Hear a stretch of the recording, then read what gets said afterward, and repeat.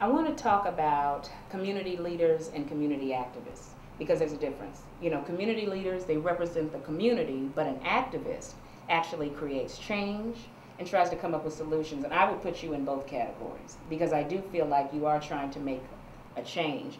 Do you even feel like you are in a category? How do you categorize yourself? It depends on what I need it for. Mm-hmm. If you need me to take out the garbage, I'm gonna take out the garbage. If Okay. you need me to clean the windows, I'm gonna clean the windows. That's right. If you need me to cook the food, serve the food, I'm gonna serve the food. What I'm saying is metaphorically is this: I can be a tree shaker and a jelly maker. Okay. So if you want me to shake the trees, I'll shake the trees. If you want me to pick up the apple that Mm-hmm. we're shaking from the trees and make jelly so that people can eat and butter their bread, then we can do that too. I just feel like someone called me once a Renaissance man, and that I can walk with the poor man, but I can sup with the kings. Right. So I feel that I'm able to go into both worlds because I am educated in one sense, but in another sense, I never lost my feel or my affinity for the common folk. What is your biggest frustration with the community? What we don't is we don't know how to forgive. We've forgiven our open enemy, who has put us through 310 years of chattel slavery, 120 years of Jim Crow, 12 years of Reaganomics, 8 years of Bush, and yet we forgive them and say, well, child, don't talk about them people, you know, that's racist, Minister Muhammad, but yet I could wrong you last week and you'll never forgive me. I can have a difference of opinion with you, and it can be based on principle, but you take it personally. And our inability to forgive and our inability to move on keeps us caught in the past, where we're not in present time and not able to project our minds and our spirit into the future. Today, we have the greatest generation that we've ever given birth to. And all they need is guidance. They look to us as the quote-unquote elders to give them guidance, yet we won't guide them because we're still talking about something from 1965 or 1975, when here we are in 2011. Today, a modern generation has a need for a modern guidance. Today we have tried everything, but we have not tried some of the things that are on the other side of the ledger. We've always had this two-pronged push for our liberation. Right. We've had those who wanted to assimilate, integrate, and then we had those who wanted to separate, get reparations, and really what we've done is we've given credit, credence, and time to one side of that equation, which is integration, assimilation, and for us to be a part of this society without having our own. Then there's been those who have wanted to have economic nationalism, if you will, to turn inward and first pool our own resources. In other words, to be a part of in order to belong to. To be a part of something that belongs to the whole. So we haven't done that. We've been so busy that our black middle class, we've moved out to the suburbs, we moved our children out of the inner city. So what we've called the hood no longer is the hood, it's being gentrified as we speak all across this country.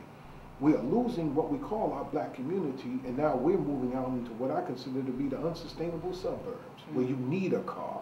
Yeah. You don't have mass transit. Your stores, your school, your offices, you don't have to have a car. There is no other way. It's unsustainable. When gas goes up, not if, when gas goes up to $10 a gallon. When we have another national emergency, how will you get around? So we have moved out of our compact neighborhoods and gone out to the suburbs like we're the Jeffersons moving on up.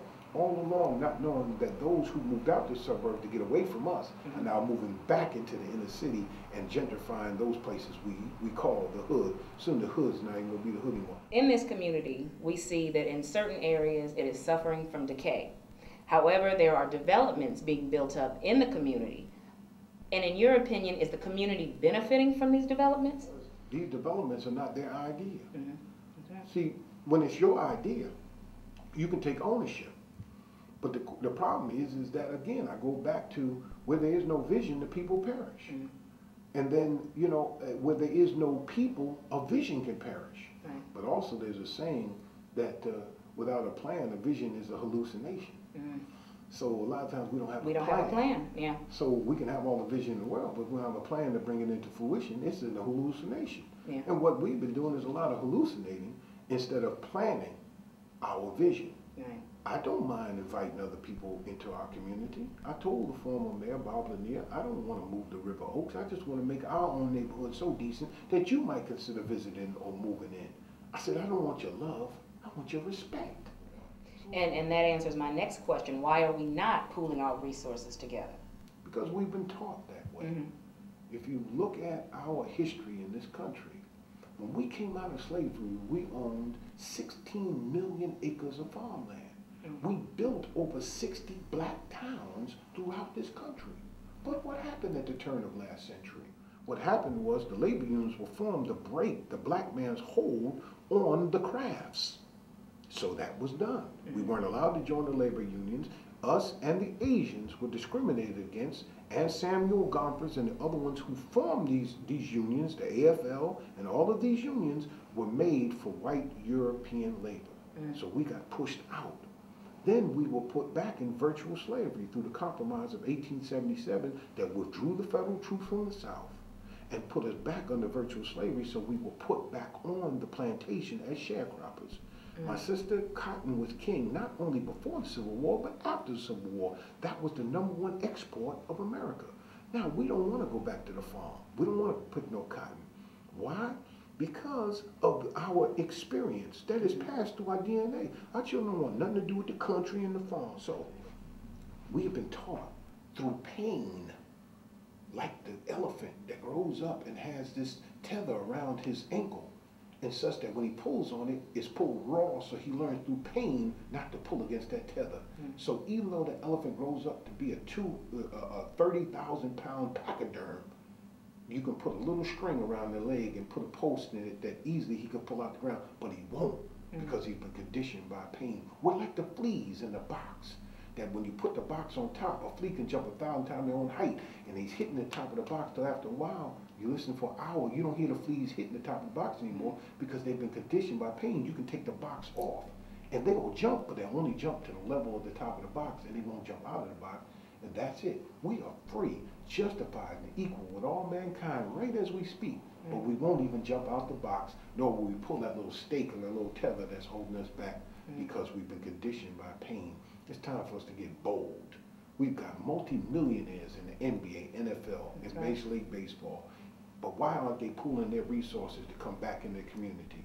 They're being directed by their agents, by those who control their money, those who in the league. You can only do the United Way. You can only do NBA Cares. But why can't they come back in the hood? There seems to be an unwritten Muhammad Ali clause in there. You can't be political, you can't be religious. And then our athletes and stars get caught up in a DWI or in a domestic violence case, and then all of a sudden they trotting out their wives talking about my Lord and Savior Jesus Christ. Or our hip hop artists wear these big cross around their neck, where they've made this music calling our women B's and H's and all kind of promoting violence and things. I'm not knocking hip hop, I love hip hop. But you can't get up there after making your money doing that, and then you don't have no conscious raps on your album.